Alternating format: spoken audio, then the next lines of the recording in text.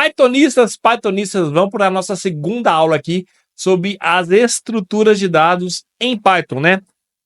Se você ainda não viu a primeira parte, corra aí no YouTube e assista a primeira parte para que você consiga pegar aqui essa segunda parte sobre as principais estruturas de dados que a gente consegue utilizar aí no Python.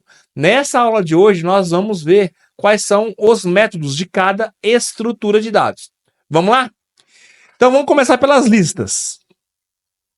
Então, as listas, recapitulando aqui, são estruturas de dados, né, uma das mais utilizadas em Python, e temos alguns métodos que podemos utilizar para fazer a manipulação dessas listas. Vamos colocar a mão na massa aqui? Vamos criar uma lista chamada de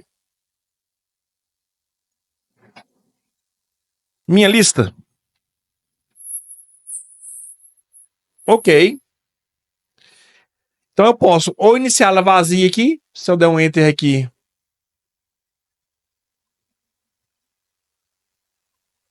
Ok. Ou posso inicializá-la com alguns elementos. Eu vou colocar alguns elementos aqui, ó.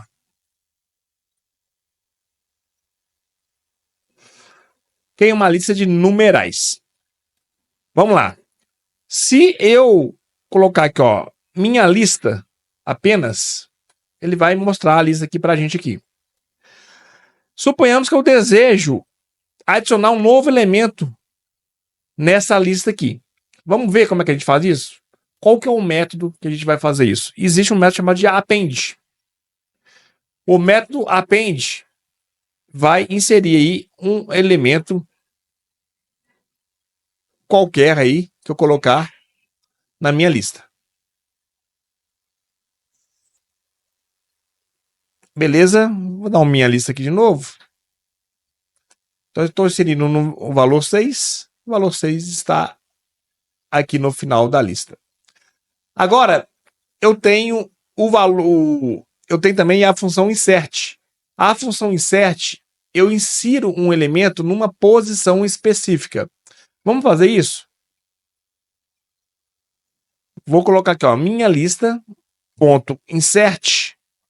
Eu quero inserir isso, eu quero inserir um valor na posição qualquer. Então, vamos lá.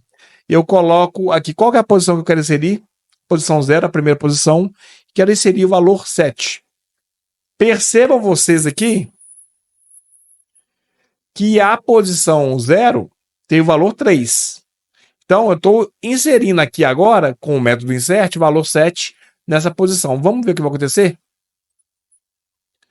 Olha que legal. Ele inseriu o valor 7 na posição que eu especifiquei.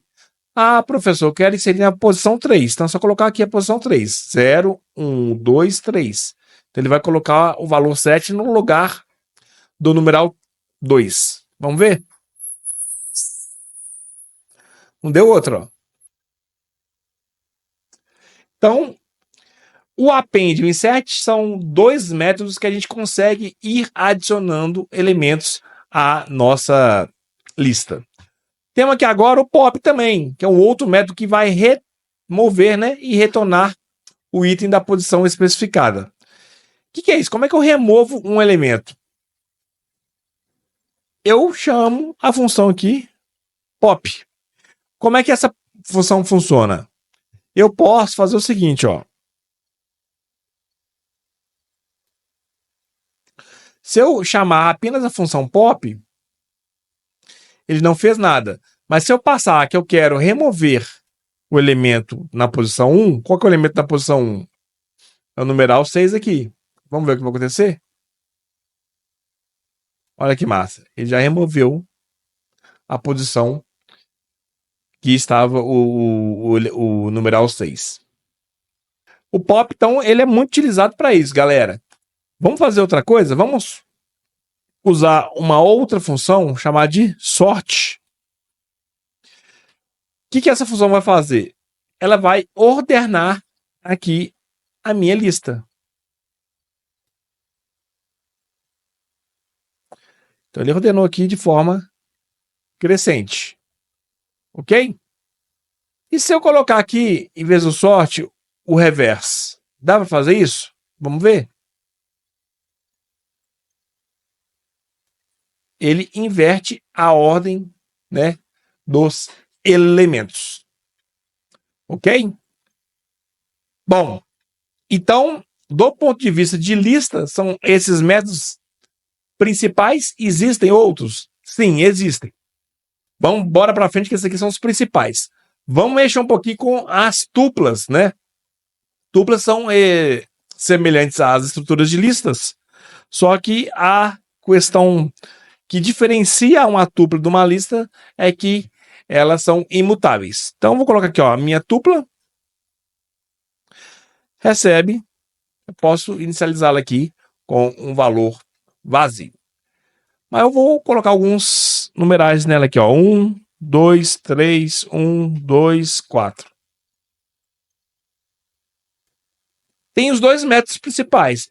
As tuplas têm menos métodos. Por quê? Porque como elas são imutáveis, ou seja, uma vez que eu declarei uma tupla e coloquei seus elementos nela, eu não consigo mais mexer nesses elementos, então eu não tenho muito método com relação para brincar com as tuplas. Mas eu tenho dois aqui legais aqui, ó. Quais são esses dois legais aqui que eu tenho? Minha tupla ponto count. O que esse cara aqui vai fazer? Ele conta quantas vezes um item aparece numa tupla. Eu quero saber quantas vezes o numeral 1, por exemplo, aparece nessa tupla. Ele vai ter que me retornar aqui 2, não é isso? Vamos ver aqui, ó. Quero saber quantas vezes o numeral 1 aparece na tupla. Retornou 2. Se eu colocar mais um numeral aqui, 1 aqui, ó.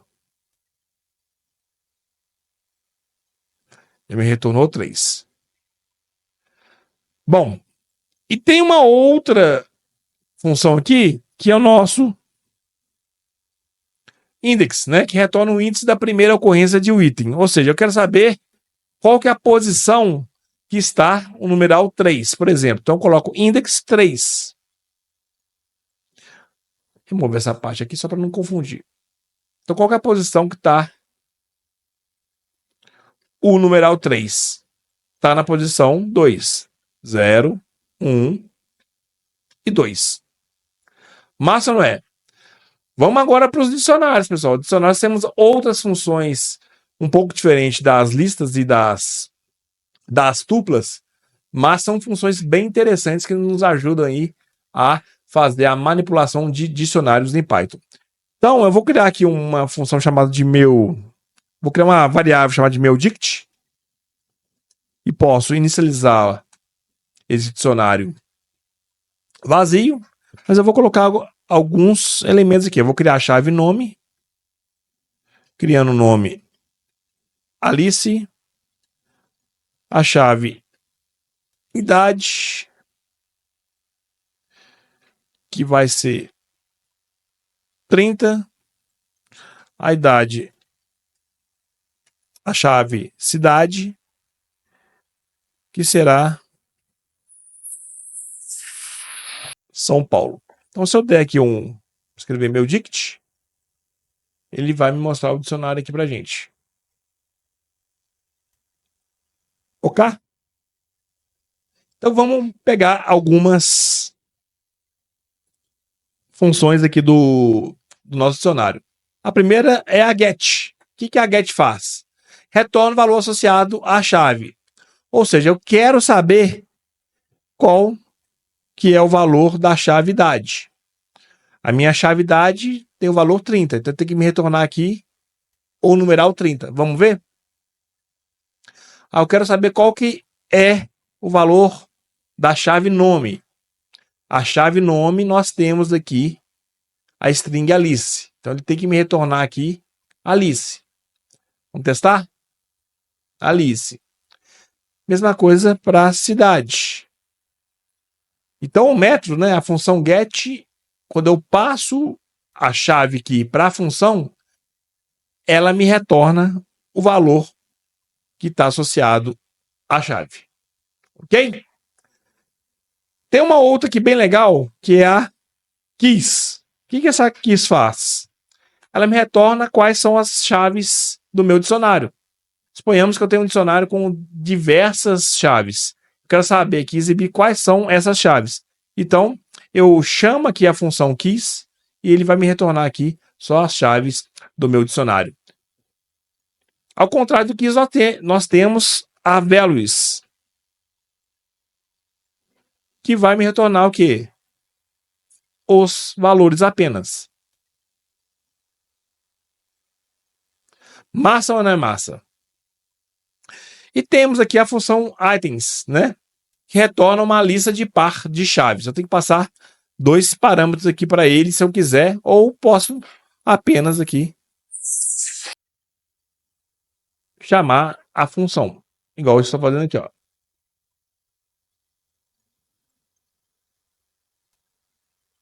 Na verdade, eu vou criar uma variável chamada itens.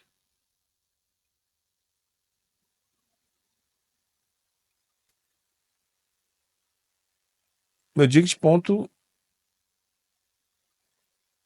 com M, né? Beleza, vamos lá. Ele me trouxe aqui as chaves e os valores representados aqui em uma lista. Ok? Temos também o pop. Vou chamar o meu dict.pop, que é igual da lista, que remove um item associado à chave. O que eu quero remover? Eu quero remover o elemento que está na chave cidade. Se eu der aqui o meu dict novamente, olha para vocês verem. O elemento cidade, né, o elemento onde estava, né, o valor que estava a chave cidade, ele não é mais exibido aqui. E tem um aqui bem interessante, pessoal. Deixa eu remover esses dois aqui. Não se preocupem que esse código vai estar disponível aí na descrição do vídeo. E se você ainda não curtiu esse vídeo, ajuda o professor aqui, né? E ajuda outras pessoas também a encontrarem conteúdos como esse na internet. Curta seu vídeo, dê o like, deixe seu comentário aí que vai ser muito interessante pra gente. Eu posso usar aqui, ó, o método update. O que esse método update faz? Eu coloco aqui qual que é, por exemplo, a minha chave que eu quero criar nova. E o valor. Cientista. Beleza? Então, o que eu estou fazendo aqui? Eu apenas tinha esse dicionário com essas informações, né? As 3 chaves, né? Uma nome, idade e cidade, com seus respectivos dados. Aí eu criei aqui com o método update a chave profissão e a informação da profissão. Vamos lá para o conjunto, pessoal. Conjunto também são coleções aí, né, de itens únicos, só que eles suportam aí operações matemáticas, né? A gente cria estruturas de dados em conjuntos nas linguagens de programação quando a gente precisa fazer união, interseção e diferença entre esses conjuntos. Bom, para a gente criar conjunto aqui no meu Python, é super simples. Vou criar aqui uma variável chamada de conj1, que entre chaves aqui eu vou colocar os elementos desse meu conjunto.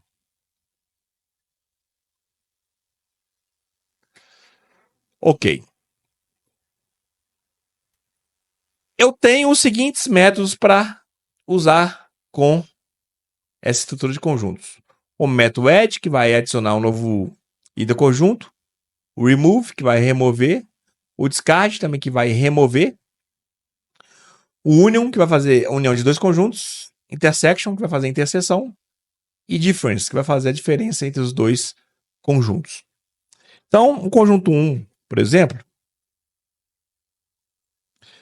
eu posso chamar o método add para quê? Para adicionar um elemento a esse conjunto. Quero adicionar o elemento 10. Se eu chamar o conj1 aqui, olha para vocês verem, o elemento 10 está aqui já. Ok? Se eu chamar ele aqui antes aqui, ó, conj1, ele imprimiu, depois adicionou, depois imprimiu aqui de novo. Ok? Beleza. O discard e o remove é o mesmo esquema. Eu posso usar os dois aqui, um dos dois aqui, para remover um elemento do meu conjunto. Chamar o remove aqui e remover o elemento 4.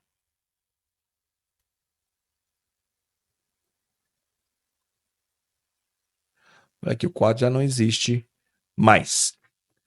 Vamos criar um conjunto 2? Que eu vou colocar os valores 10, 11, 12, 13, 14, 15. Começar com 8, 9, 10, 11, 12, 13, 14, 15. Beleza. Aí, pessoal, aqui é o seguinte.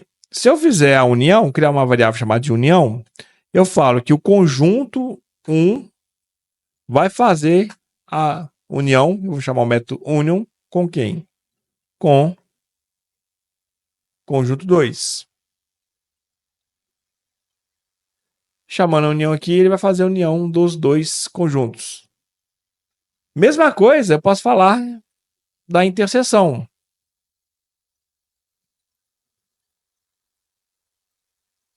Posso chamar o método intersection, que ele vai fazer a interseção dos dois elementos. Ou seja, entre o conjunto 1 e o 2, os elementos em comum são o 8 e o 9. Não é verdade? E posso fazer também a diferença. Criar aqui uma variável chamada de diff.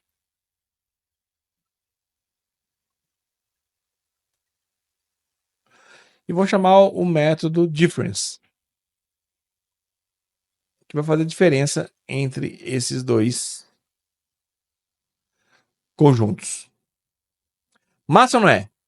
Então, conjuntos, quando você precisa resolver problemas onde soluções de conjuntos vão resolver esse problema computacional da melhor forma possível, é interessante você utilizá-la. Vamos para o nosso famoso deck, né? O deck que ele faz, ele vai permitir aí inserções e remoções em ambas as extremidades.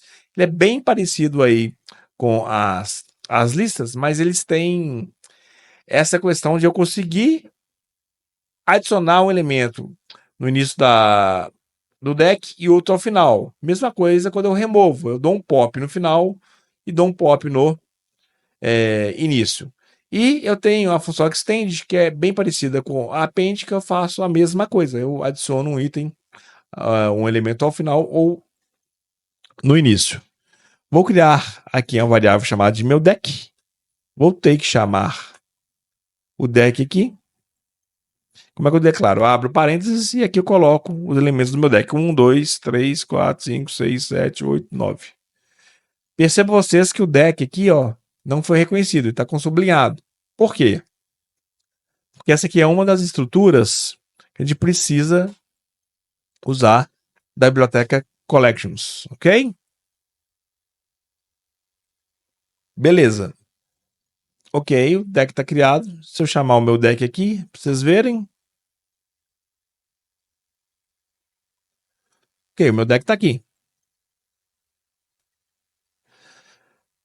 Então, se eu chamar a função append, eu vou adicionar um novo elemento aqui ao meu deck. Eu quero adicionar o elemento 10. Então, a função append, ele vai pegar o elemento 10 e vai colocar aqui na minha direita, na última posição. Vamos ver? Beleza. Agora, se eu fizer aqui, ó, append left, o que vai fazer? Vai colocar o 10 aqui já na primeira posição. Mesmo esquema, funciona como um pop. O que o pop vai fazer? Ele vai remover o primeiro elemento. E se eu der um pop left, ele remove aqui o primeiro elemento da esquerda e só o pop o primeiro elemento da nossa direita. Ok? Pessoal, espero que vocês tenham gostado aí do vídeo. Curtam aí, compartilhem com seus colegas, né? Façam que esse vídeo consiga chegar em outras pessoas que têm interesse aí em Python, em linguagens de programação, em especial estruturas de dados. Curta aí o vídeo, um grande abraço do professor Sauer. Bye bye, Pythonistas. Tchau, tchau.